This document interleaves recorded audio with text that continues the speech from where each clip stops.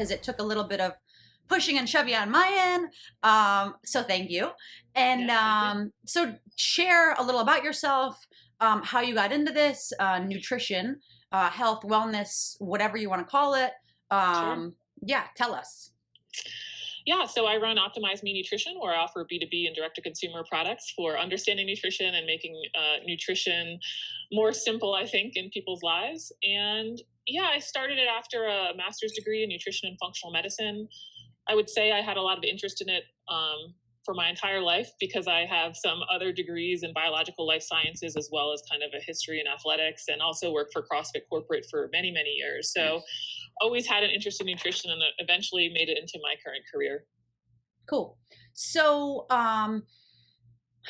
what I just want to hit it right off the bat, because I know that it will probably, be a quite lengthy discussion, is this movement of embracing your body. Yes, that's one thing, but embracing, this overweight, unhealthy thing that's happening in the industry of, it's social media is such a, we're in this era where,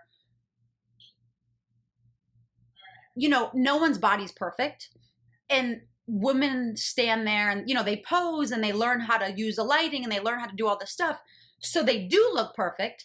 But then the other extreme is, being overweight, being technically obese, unhealthy. What do you say, or what do you think about that, being a nutritionist, having a business that's revolves around this? Because obviously workouts, fitness, weight training, and cardio, whatever you want to call it, that is a big component. But the reality is what you put in your mouth, that's what is really affecting the way you look. Totally.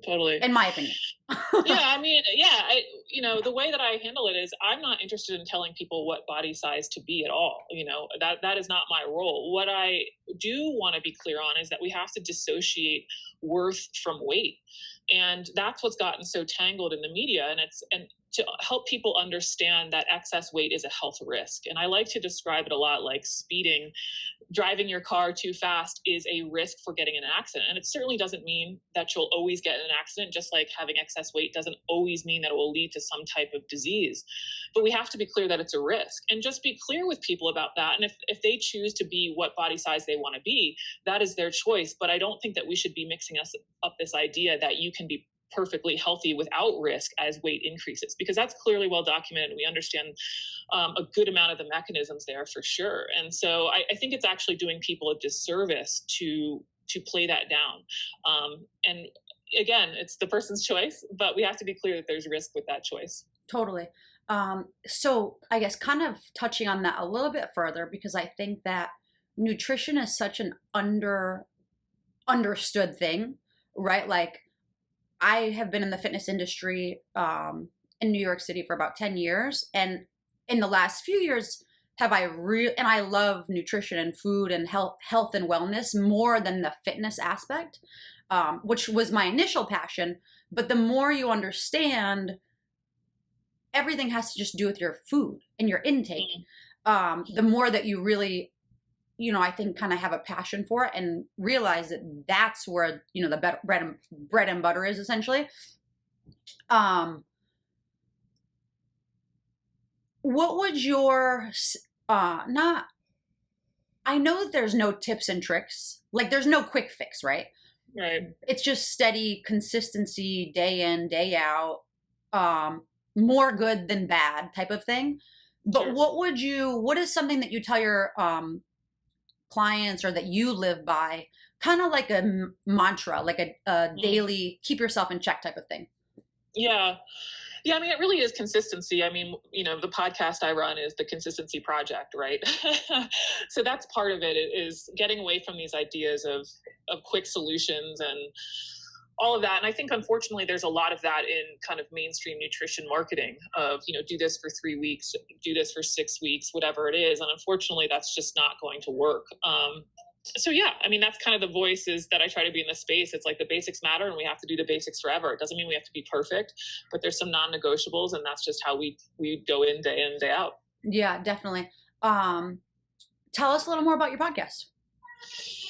Yeah, it's just called the Consistency Project, and they're about 20-minute segments, maybe 30 minutes, depends how long I talk on different topics. And just, I try to always bring it back to like, yeah, we can talk about inflammation, but at the end of the day, it's going to come down to diet quality, diet quantity, exercise, sleep, and probably stress. I think sometimes we can get a little lost in the mechanisms of the physiology, and it's just like, okay, that's interesting. I like that stuff. Great. Now, what are our really levers to affect those things? I mean, we can really worry about what the thyroid is doing or what insulin's doing. But at the end of the day, like, unless you're doing hormone replacement therapy, we've got diet and exercise and sleep and stress to play with? Yeah. What I just had, there were a couple trains of thoughts there. So I'm like, which one? Sure. Um, what do you, and I think according to what you just said, what are your thoughts on gut bacteria and that type of stuff? Yeah, I mean, it's the same sort of thing in the sense that, we've learned a lot more about the gut microbiome and how it's affected by diet, and how it might look different in somebody who has obesity versus someone who does not, and differences there. And even with other diseases, people who have rheumatoid arthritis, their gut microbiome can look different than somebody who does not have it. Very interesting stuff. But what are we going to do to affect that? Now, from a non-disease point of view, from a non-rheumatoid arthritis point of view, when we're looking at excess weight, general health, the way that we're going to do that is diet. It's like, Yeah. great, we can learn about all these different species, but guess how we can positively affect our gut microbiome? Eating more fruits and vegetables for the fiber, for the phytochemicals, all of that stuff. So it's like, great, we now understand more of the why, or what's exactly happening at a cellular level, but does it really change what we have to do in day in and day out? And I often find that no. Many times we learn more about what's happening under the hood, let's say, but at the end of the day, it's like, okay, don't eat too much, eat a lot of whole foods, exercise, Yeah. etc. Yeah, it's that simple stuff. And I think that you mentioned fruits and vegetables, and it's such a funny thing because I hear people say, people who are just trying to live a healthy life, not Mhm. not bodybuilders, not physique contestants, nothing Sure, like sure. that. People who say, well, fruits, sugars, that's not good for you. And I think that it's such an interesting thing because there's just so much information put out there that it's so easily lost in translation Mhm. of, okay, well, what are your goals? And depending, what you're trying to do, those sugars are actually the best you could possibly do for your body. And so I think that because there's so much information out there, um, it's just so misinterpreted. Do Mhm. you, aside from your podcast, what you're putting out, because this is your life, right? Like, Mhm. um, Yeah. and then there are the people who are just trying to, this is my side gig. And I Mhm. hear that a lot. And I'm always like, Mhm. either you're fully invested or you're not. Like, this isn't like, I get that, you need a full-time job, fine, but fully invest, Right. dive in and make it your thing or not.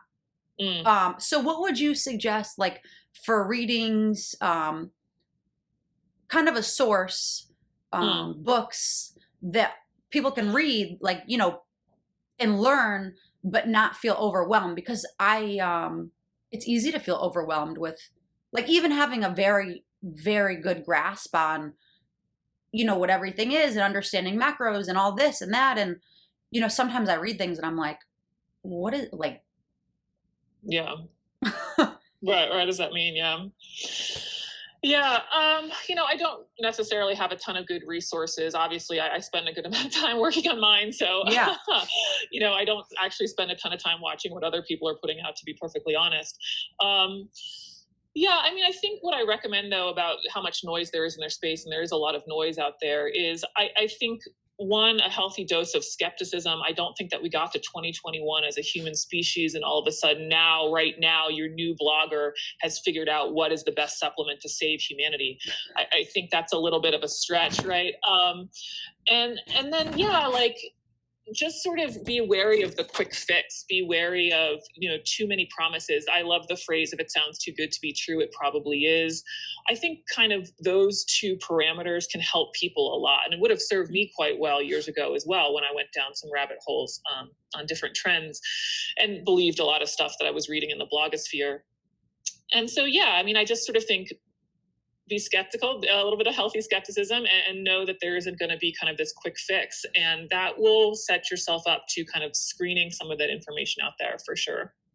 And I think that it's always helpful for people to um, know that there's not a one size fits all.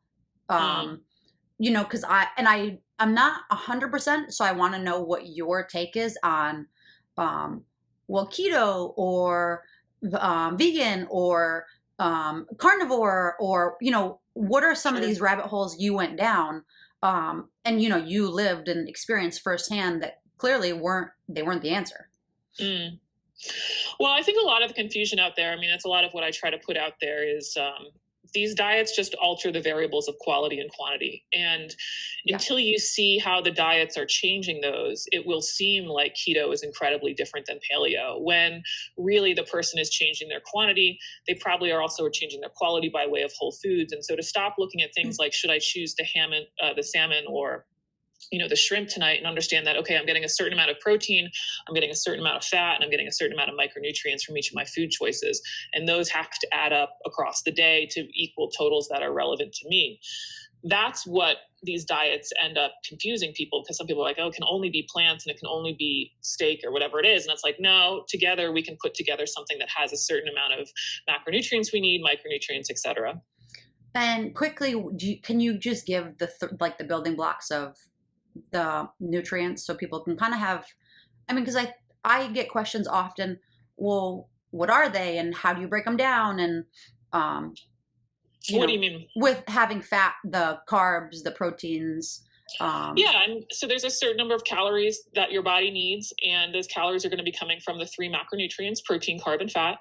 And then there's also micronutrients, which we know are our vitamins and minerals, and those don't have any calories associated with them, but we need a certain amount of vitamin C every day. We need a certain amount of selenium every day, and so on and so forth. And so food is a mixture of all of those. We look at an orange and we might think that it has, oh, it's carbohydrates. Well, it's carbohydrates. It's got a little bit of protein, maybe trace amount of fat, and that's got a different amount of micronutrients. And then we can play that game with every different food choice. And so you can kind of think about it as there's different buckets, right, of carbs and selenium and vitamin C, and we're trying to add up so we fill our bucket at the end of the day with our food choices. And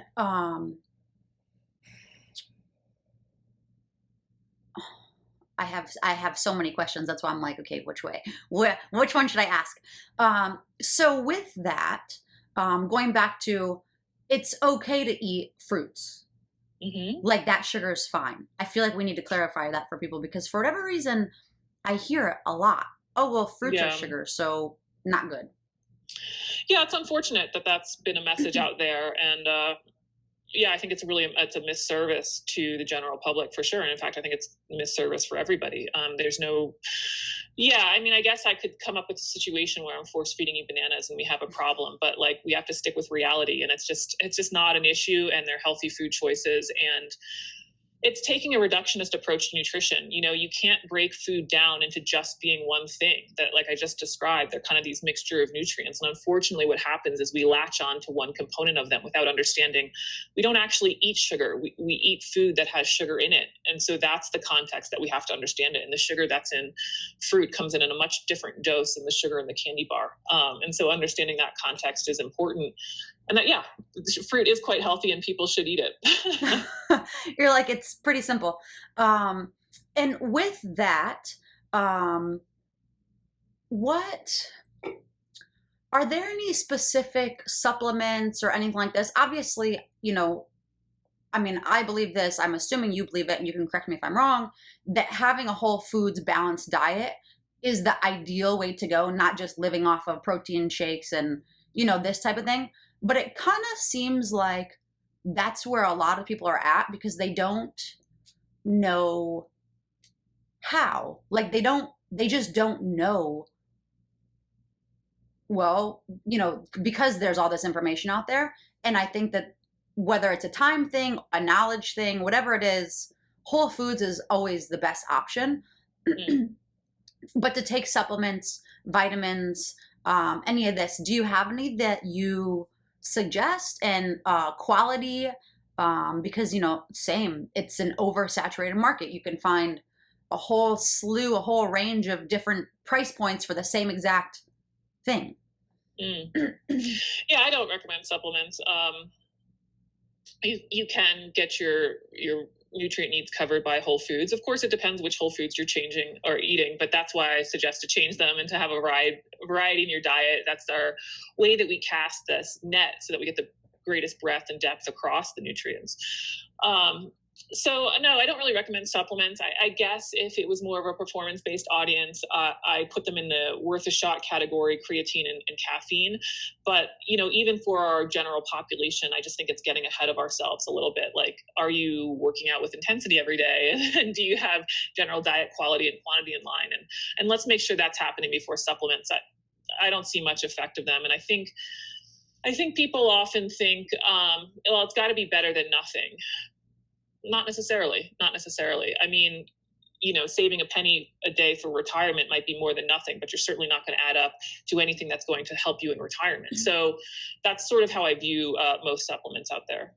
Yeah, I think that you're really onto something with that, because our general population is very they think they might think that they're working out, and they might think that they're exerting themselves, but does that really call for, having this massive shake, this massive, something that they think that they're built?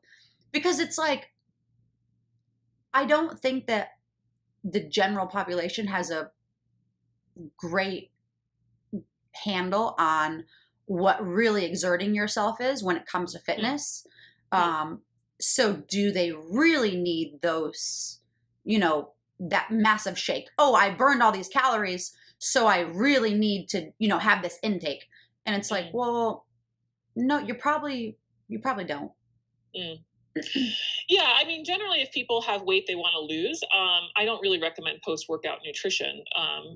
Shakes, bars tend not to be very satisfying, and they don't need to worry about glycogen refill or whatever. If they just get their quantity of food that's appropriate for them across the course of the day. So, yeah, I mean, I don't recommend that, especially if they're looking to lose weight, for sure. So then that brings me to a question that is, I feel like, depending who you ask, working out on an empty stomach or with food in your Mhm. stomach?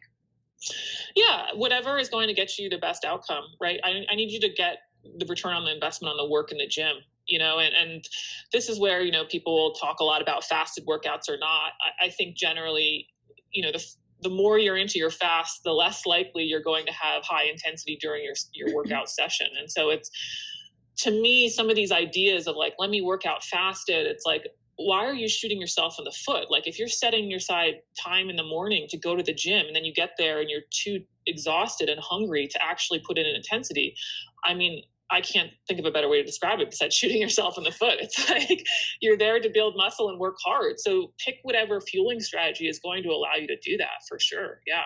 Definitely. Um, Food quality. Mm. So, general whole foods, things that are least processed, that's a rule of thumb, for being healthy, essentially. Mm. What do you think about organic and that kind of stuff? Mm. Yeah. I think I there's know a it's couple random. issues with organic that get a little bit lost. There's the issue of what's the effect of pesticide exposure. And then there's the issue of what's the nutrient quality of the food, i.e., how much magnesium is in my kale.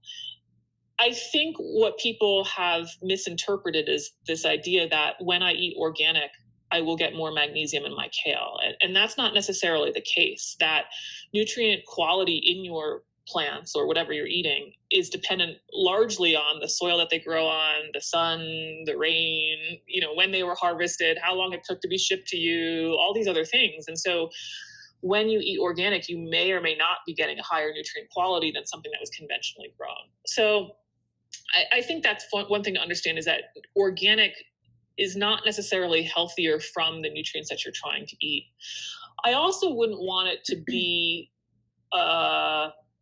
the reason that somebody doesn't eat fruits and vegetables, right? We can wash off our fruits and vegetables. We can do that in a way to minimize our exposure. And so to not put that at the pinnacle of this is how I'm making my choices. I'm either doing this with organic or I'm not doing it at all. I think that's a misstep as well. That being said, I do buy organic myself. I think there's something there in terms of environmental stuff, that if we can maybe support some more sustainable systems that way, that's great if we can. But I certainly wouldn't say that should be a barrier to people trying to make changes in their diet. What would the most basic simple tip be for getting started when people just have no idea? All right. Well, yeah, I mean, I would suggest my 800-gram challenge, which is to eat 800 grams by weight of fruits and vegetables each day. And that ends up being about 6 cups, or you could think 6 fists, because a human closed fist is about the size of a cup. And then, yeah, you continue to eat whatever else you want, right? Like, so it's not about excluding the wine or the dark chocolate or the things that we all enjoy. And instead, it's just putting this priority on getting fruits and vegetables in the diet. And guess what? They get to pick which fruits and veggies it is, and it can be cooked, canned, frozen, or fresh. So it's not micromanaging them while encouraging a healthy dose of fruits and vegetables each day. And that's where I start people.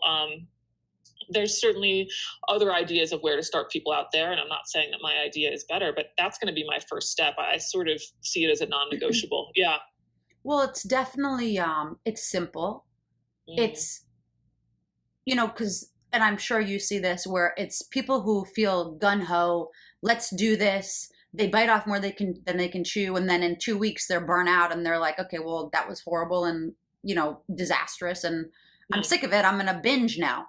So it truly is just making those little tiny daily incremental changes of the 6 cups.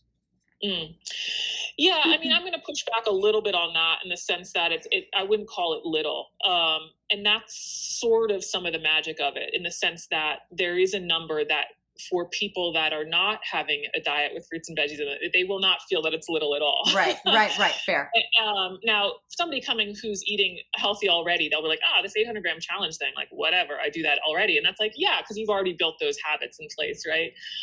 But that was sort of part of it for me is I needed something, and I kind of describe it in terms of pressure and dose. I needed something that had enough pressure each day that would accumulate to a dose that was meaningful. Where if I just tell people, eat fruits and veggies, there's not enough a directive, nor is there a measurable quantity where maybe they have a cup of strawberries, but then the rest of the day doesn't look quite like that, right? So they aren't going to see the effects from it. Now, that being said, I do also want to say that if somebody is truly struggling with that type of volume, we can scale it. We can certainly start with the 200-gram challenge and move our way up. But the idea is to set a measurable standard that will have an effect for people, right? Because I do think that sometimes with nutrition, if we focus on too little of a change, people aren't going to be interested long enough for that change to really matter, if that makes sense. Definitely. Because then I think that when you compare from where you started to where you are now, but when you don't feel, and like if there's no struggle whatsoever, not even, then of course it makes sense. Like, well, I don't feel like I'm doing anything. Right. Tell me a little more about your challenge. Sign up, registry, all the details to it. Yeah, I run it in a couple different formats. I have different options for gyms. So gyms want to take their members through. And then I also just have a direct to consumer product where if somebody kind of wants to do 30 days that are guided with some information and help them answer some questions about, am I going to gain weight? And is fruit too much sugar and all of that stuff. And then I also kind of run corporate wellness groups through that same information. And the idea was never meant to be a challenge in the sense of 30 days and then you're kind of done with fruits and vegetables. I certainly hope that's not the case. I've been doing it for over 3 years since I created it. And it was meant to be, let's give people exposure to some information about it, answer some of their questions about it for a long enough period of time that they could hopefully make it into a habit. And so that's why it's kind of this 30-day program. But certainly it was never meant to be a challenge of 30 days. And now I'm no longer eating fruits and veggies. It's funny how that works, right? Like people will say, okay, I've got, 30 days. And then they go back and it's like, why would you it's habit, right? You should be building a habit. You shouldn't just go back to. Right. So it's good that you make a point of that. Yeah. Well, so you mentioned, weight gain. I'm curious, what you kind of, I guess, how you how you tackle that, right? Because I think that so often people are afraid of the scale. Mm. They look at it, they see a number. Um, what do you say to that? What do you mean? How do I tackle it? Like, do Well, we talk because about it? people, What do we yeah, want to do do? you talk about it? Do you suggest people weighing themselves or not weighing themselves? Mm. Um, people see weight gain as a negative thing, and in reality, I mean, I personally don't see it that way. I don't even see the scale for that matter. I think it's silly. Um, but some people need it for that validation, daily, Sure. or how often should people be weighing themselves? Because some Mm. people are obsessive, others like me are on the opposite end and I don't even own a scale. Um, Yeah. Okay. Yeah. I mean, I think like a lot of things in nutrition, people like things to be black and white. mhm. And I certainly understand there's fields that I like things to be black and white. I always use the example of taxes. Like I don't want to know all the nuances of tax code. Like I just need my CPA to turn in my taxes. um, but nutrition is a little bit different. We can't think of things so singularly. Like weight is my only metric. It's like weight is a good metric, and then it's one of our metrics, right? Like, so we can't get so wrapped around the scale to then exclude all the other information that we know that's happening. For example, if you've increased your protein intake and you're also now hitting it harder in the gym and doing more weightlifting routines and the scale is going up, well, I'm not super concerned about Mhm. that. If the clothes are still fitting well and you're seeing more leanness and definition and the scale is increasing, I think this is the change that you wanted. Totally. So we have to kind of take that into consideration. But the scale is also useful because it's a tool that most of us have at home. We don't have dunk tanks at home, most of us, for body composition changes. And I know that if I gain 5 pounds in 2 weeks, it's probably not because I just all of a sudden put on all this muscle mass, right? So I think, yeah, I think people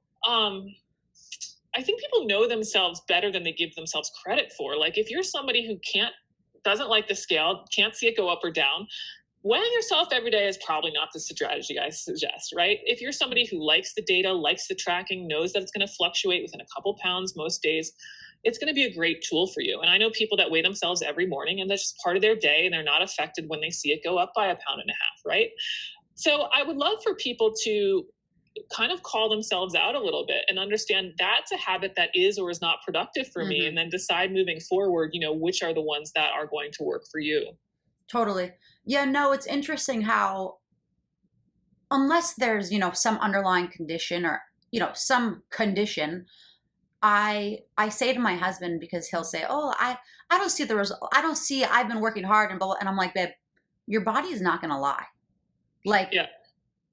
I don't see you during the day. I don't care what you're doing or you're eating or whatever, but if you want to make changes, your body's not lying according to what you're eating. If you're working out, you're doing your thing."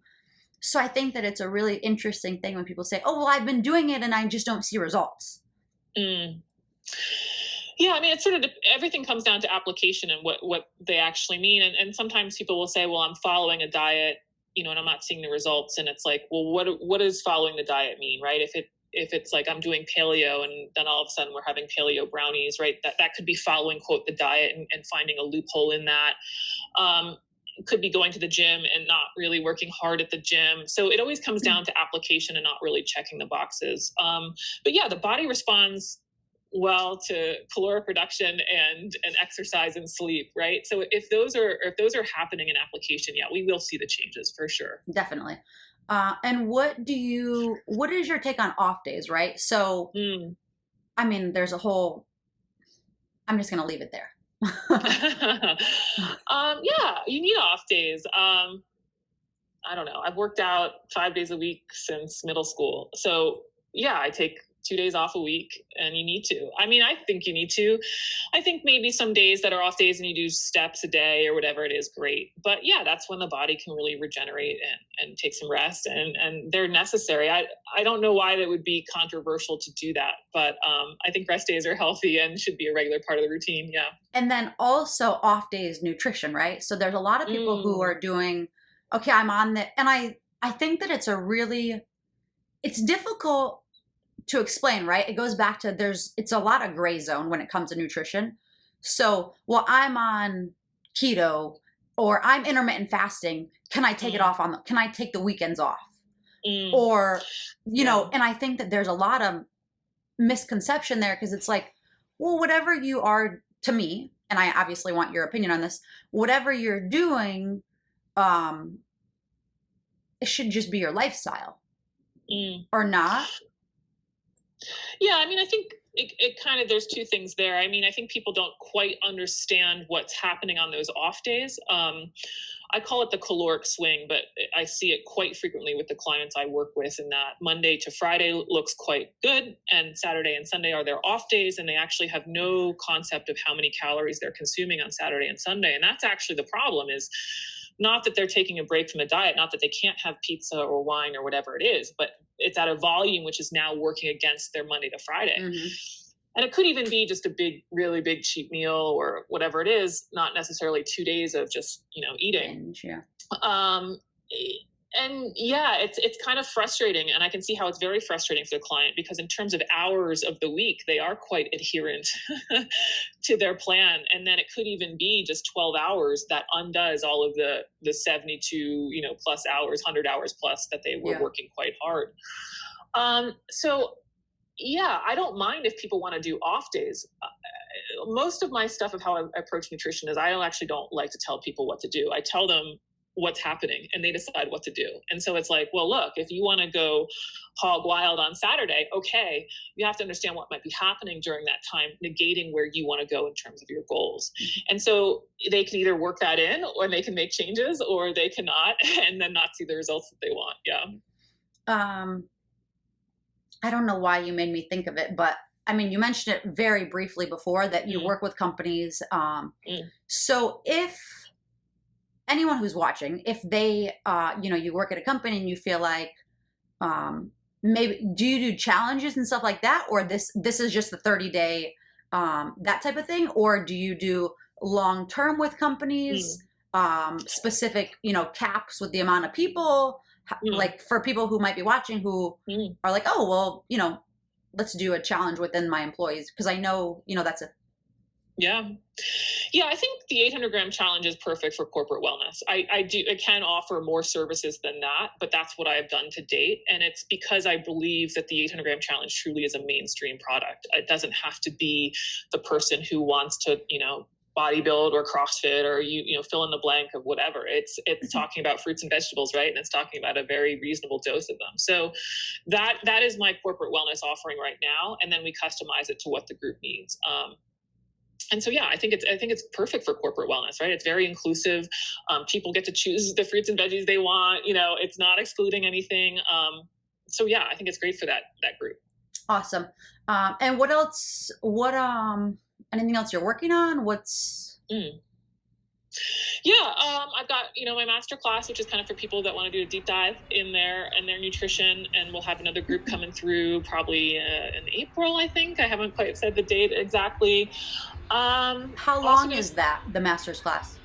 Yeah, it's an 8-week program where we go through the 800-gram challenge, lazy macros and macros, where they're taking data on their diet, and it's great. It's one of those things that people don't want to count calories and count macronutrients, but as you know, when you do it, it's the best education you can give yourself. So I really see it as like, hey guys, we can end a lot of your frustration if we just buckle down for 8 weeks. Now, doesn't mean it's going to be easy, but you're going to learn more about your nutrition in these 8 weeks by doing this yourself than by me listening to my podcast, or your podcast or whatever it is. It's just like when you actually have to go in the kitchen and analyze your diet is huge. And so, yeah, so it's 8-week program, and we kind of progress through these different things so they can analyze their diet of like, okay, what does fruits and veggies look like? What does some additional protein look like?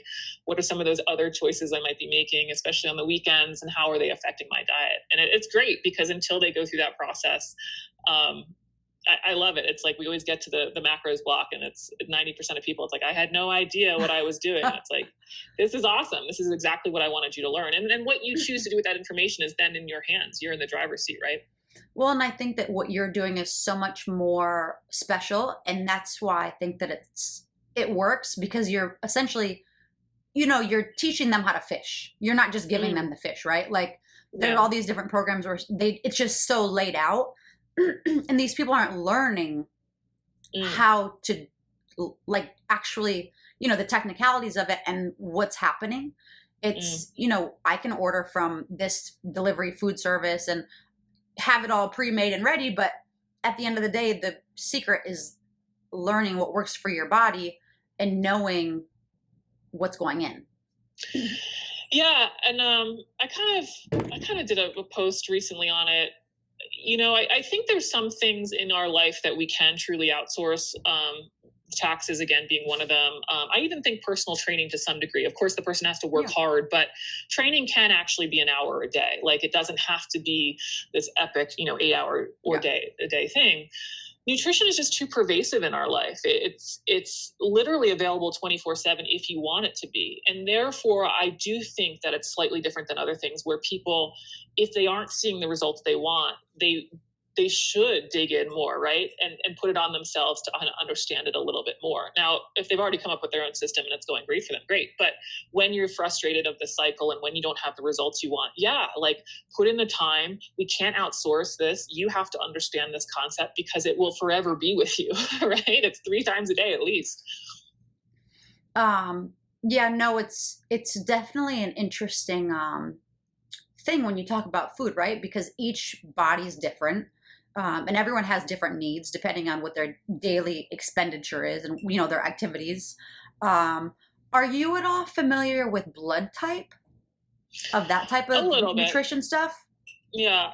Yeah. I mean, I don't recommend that diet approach. I think there's a lot of diets out there, and we don't just have to say on blood type. I think there's a lot of diets out there that I don't agree with the physiology of them. Like I don't agree the argument of the blood type diet. However, people will see results with it because they've changed the quality and quantity of their diet. They're now eating more whole foods than not, and they're Hmm. probably not eating as much of the wine, pizza, brownies, fill in the blank, right?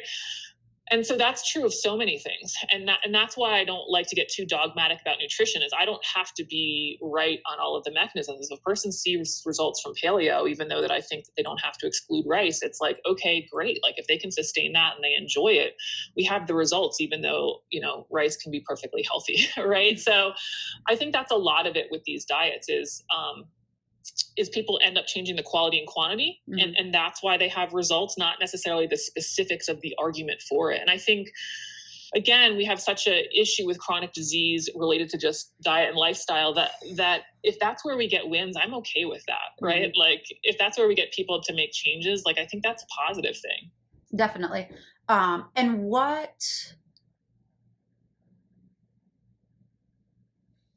do you see to be the most successful, um Mm. like obviously, when people like it's almost like, when you go and you're trying to teach someone how to deadlift, like there's that cue that they get it. Is there Hmm. something that you've come across that just it kind of just it makes it click? Do you know what I'm saying? Mm. I do think kind of trying to explain diets in terms of quantity and quality help people because I think they're in this washing machine of like, here comes the new cycle of the next diet. It's totally different than everything I learned before. And it's like, Mhm. well, not exactly, right? Like it's just another variation of these two variables. And so let's look at it that way. I think that helps people. I also think not restricting foods in the sense of anything can be part of a healthy diet, right? Like we're moving that. And that's, the 800-gram challenge, for example, and even lazy macros, it's just sort of like, yeah, we're not taking the wine off the table. We're not taking the ice cream off the table. And yeah, I don't see a ton of success with hyper restrictive diets. So let's flip the script on that and let's figure out how to include them versus trying to say that we're not going to have them ever. Right. Speaking of hyper restrictive diets, this is something I've heard of recently. Like, the intermittent fasting, and there's all these things that have been going on for, a while now, or along Mm. forever, essentially. But something that I've heard of more recently is one meal a day. Mm-hmm. What's your take on that? Yeah, it's going to probably be the same as intermittent fasting. It's just sort of okay. Talk to me in 6 months and let's see how it's going, right? Like, I think that's what sort of happens with a lot of ideas. Let's say, and it's not, but let's just say for fun that yes, you will live the most optimally and live the longest forever if you only eat one meal a day. Okay, I don't know that most people are going to do it because our life culturally has revolved around this kind of multi-meal cycle. We hunger right now. It doesn't seem to work out that the one meal a day seems to work, especially depending on energy expenditure. So sometimes I don't think we always think through the logistics of these ideas. It's kind of like the same thing of like, well, isn't raw food always better? The answer is not always, but it's also like just logistically, is that going to work? Are you going to stick to that for long enough for the results to come? And not just to see the results initially, but we actually care about results in the long term if we want to care about long-term health. And so that's like, again, with the one meal a day, it's like, okay, well, talk to me in 6 months, 2 years. Are you still doing it? Does it still work with your family? I don't know many families that you're going to pull that off quite well, right? So I would kind of caution people against trying to do these things that seem to go against kind of cultural, social norms. I just don't think they're going to be sustainable. Yeah, I think, and I absolutely agree. I was talking with someone recently about it, and I was like, well, just so much of, even if it's not necessarily food, is really, it might work now because we're still in a pandemic and, everyone's still by themselves. But once we go back to having a community of sorts, and like, is that really feasible? Totally. The other thing, and probably the last thing, obviously I could ask questions all day, is pregnancy, breastfeeding, all that type of stuff. What's your take on that when it comes to women who feel like, I mean, obviously it's a mental thing. You're going to gain weight. You're creating a human. But I know, I know women who have a really hard time with it. And it's like, you just got to wrap your head around it. It's a temporary thing. Yeah. Yeah, I actually haven't dealt too much with pregnancy myself personally, partially because of my scope of licensure right now. I only deal with general health and performance, weight loss, that type of stuff. But yeah, I mean, I don't know. I mean, I think it's unfortunate there's so much confusion about mixing up our worth with our weight. And I don't totally know all of the reason why. I don't think media often helps with that. But yeah, it's just unfortunate to see a pregnant woman worrying about that. It's like, well, this is inevitable. I mean, it's been happening for millennia. So you have to do this. And I know you care more about your child than you knew about your waistline. So I don't really know what to say besides, giving them information and why it's beneficial for the child. I do think, though, there is some also that, it's not necessarily a time of only free for all either, because it certainly will be a difficult process to lose the weight post baby, right? So I wouldn't want to say that, now is the time to eat everything and anything, right? And give them some guidelines related to the caloric increase in expenditure, not to be this obsessive macro tracking, but to just understand the physiology of it is like, this is what the baby needs. This is kind of what the increase will be. Don't starve yourself by any means, but this is maybe not the time to also increase ice cream consumption by 2 pints or something like that, right? So try to just give them a very realistic approach about it. That's how I try to treat anything regardless of it. It's like, let's give the information, let's give them the choices, and then they're smart enough to know how to enact them, right? Totally. Well, and that goes back to, it's such a simple thing, but it kind of seems like for whatever reason, it's just been, and I get that it's not simple. It's so complex, it's simple, essentially, I guess, to some degree. So it's like, it shouldn't be turned into this crazy, it's food. Like, you know what's good, know what's bad. And it's, I think, such a wild thing because when women are pregnant, they do exactly what you're saying. They take it to the time of, well, I'm going to gain weight anyhow. I might as well just go crazy and, eat all the 2 pints of ice cream and do this and that. And it's like, well, you're creating this human. You should probably be conscious that this should be when you're the most healthy. Yeah. I mean, they definitely need extra calories for sure. Like I said, it's just sort of the balance. I think a lot of stuff gets taken to either extreme, and it's like the balance and in the middle is the non-sexy variation that works, and people are going to see results. And so, I just try to keep saying it. And I think sometimes too, when people have done enough of the extremes, they're ready for that, right? They're like, oh, okay, this is a simple approach that I've heard for years. Oh, let me try that one. Totally. It's not necessarily pregnancy related, but yeah, I mean, that's where people mostly end up. And it's because they've kind of done enough of the extremes. They're like, okay, well, those are silly. Let's get back to basics. And yeah, this is what I have to do. What is the general time frame for, that you say, okay, if you should be seeing results by this, when you go back to because, when you try something extreme, of course you're going to see results quickly, or, I'm eating one meal a day. Of course you're going to lose weight. Yeah. So what is that kind of time frame that you say, okay, try this consistently for X amount of time? Yeah. Yeah, typically probably 4 weeks. Depends on what it is. Yeah, people see results with the 800-gram challenge in 4 weeks, but if they're doing the 800-gram challenge plus the pint of ice cream, they might not be seeing results in 4 weeks. So, I typically give 4 weeks as the guidance, but if all of the factors aren't controlled in the diet, it could be forever. It could be forever because of the caloric swing or these other ways that we're kind of circumventing the rules. So yeah, typically 4 weeks though is a good guideline if I think the consistency is in place. Yeah. Awesome. And so real quick, share your, whatever, your handle, your website, your basically how people can find you. Awesome. Yeah. Yeah. Just Optimize Me Nutrition on the social media handles, same website, optimizemenutrition.com. And the podcast is The Consistency Project. Awesome. And you're on Instagram. Are you on Facebook? I am. Yeah. Awesome. That's it. So I'll include links and click through so people can see. Awesome. Anything else you want to share? I think that's it. Thank you so much for having me on. My pleasure. Thank you again and have a great day. Yeah, you too. Take care. Thanks. See ya. Bye-bye.